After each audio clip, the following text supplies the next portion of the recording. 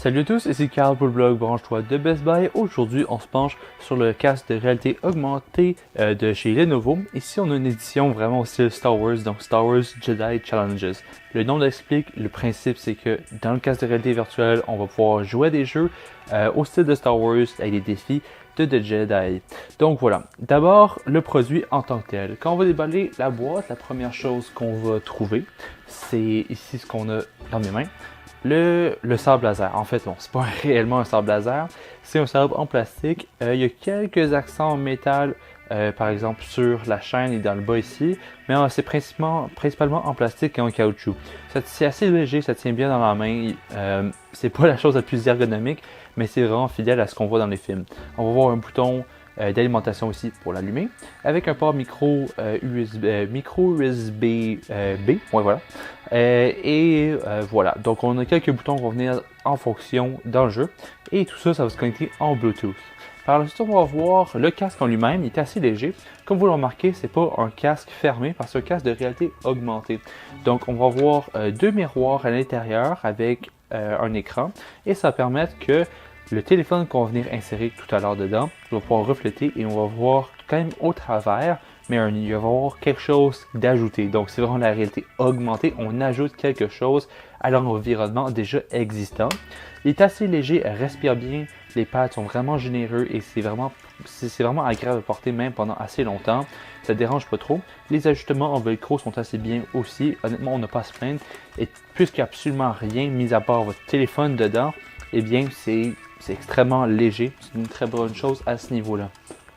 Le téléphone va s'insérer très simplement.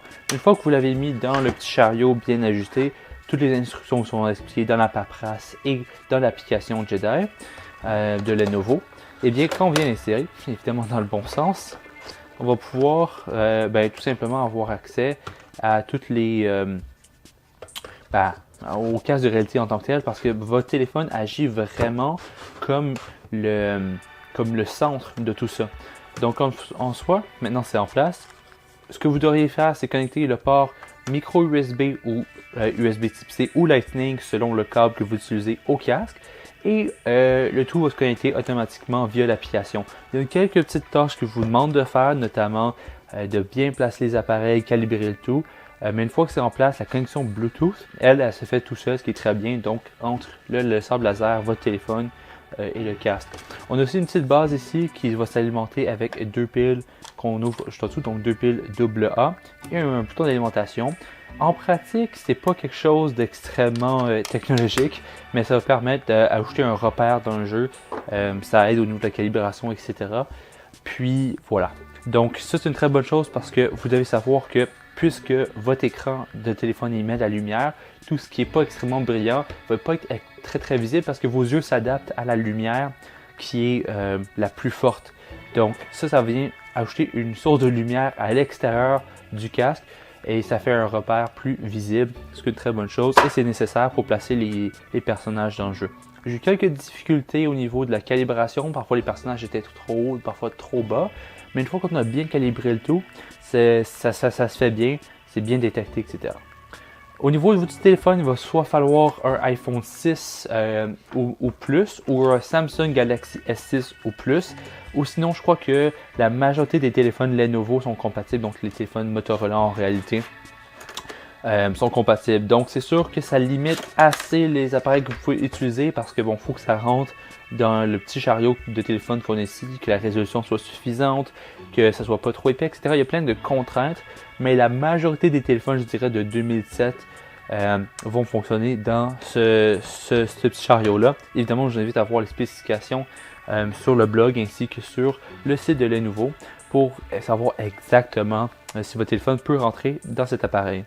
L'expérience en jeu, c'est pas la meilleure, je dirais. C'est vraiment intéressant, c'est la réalité augmentée, mais ça reste que c'est pas la réalité virtuelle. Mais je peux pas autant le critiquer pour ça. Ici, on a un casque qui est beaucoup moins cher que ce qu'on retrouverait pour de la réalité virtuelle. Donc ici, c'est la réalité augmentée, le casque coûte beaucoup moins cher, donc c'est pas plus ou moins comparable. Mais si on l'analyse, si on le critique parce qu'il est lui-même, sans prendre compte de ce qui existe en termes de réalité virtuelle et en réalité mixte, c'est un excellent cas. Je trouve ça vraiment amusant comme jeu. Les graphismes, ça n'a rien à voir parce que c'est des graphismes qui sont exécutés sur votre téléphone, ça ne se compare pas vraiment. Mais en tant que tel, c'est quand même très intéressant de voir ce nouvel type de technologie-là, la réalité augmentée, ce genre de choses qui étaient plus au niveau stade de développement, mais maintenant on l'intègre vraiment à des produits de style jouet. Donc voilà, je pense que ça fait pas mal le tour de ce qui est inclus et mon expérience avec le produit. Je vous invite à lire mon article sur le blog Bonchois de Best Buy pour en savoir plus et à la prochaine.